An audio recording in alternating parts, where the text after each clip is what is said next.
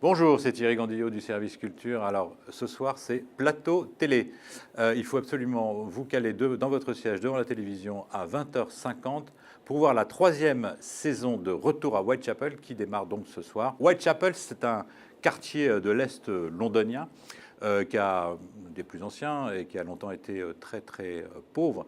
Et il s'est illustré dramatiquement en 1888, vous en souvenez certainement, par Jack l'Éventreur. C'est là qu'on a retrouvé ses victimes et d'ailleurs on présume qu'il vient de Whitechapel. Tout ça pour vous dire que ce commissariat de Whitechapel va être soumis à rude épreuve parce qu'on va trouver quelques cadavres démembrés un petit peu partout dans le quartier. Alors, il est dirigé par le commissaire Chandler. Alors, Chandler, c'est un type un peu spécial, très grand, très beau, mais alors complètement obsessionnel de la propreté. Il est toujours tiré à 4 épingles. Quand il arrive quelque part, avant de donner le premier coup de fourchette, il nettoie la table, il vide les poubelles de ses petits camarades. D'ailleurs, il ne se couche pas quasiment, il dort dans le bureau. On ne le connaît pas de petit ami.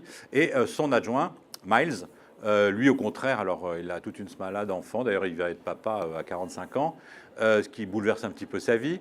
Il lui est assez bordélique, il faut le dire aussi. Et ils vont tous les deux se retrouver en piste pour résoudre une série de meurtres.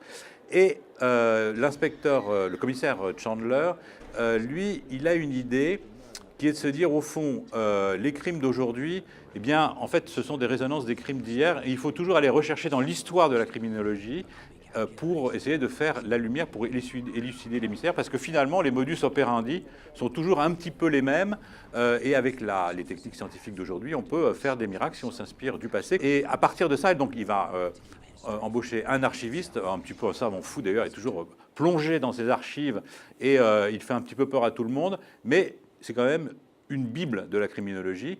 Et en gros, c'est un petit peu Sherlock Holmes avec les méthodes des experts dans un quartier riche. Alors là, il faut dire très riche en meurtres. Alors, la série de ce soir que j'ai vue va vous parler de massacre en série. Ça commence par le massacre d'un tailleur de Whitechapel. Avec tous ses employés, il va y passer. À coups de marteau, il y a du sang partout, ça gicle, et ce n'est que le début d'une longue aventure. À bientôt.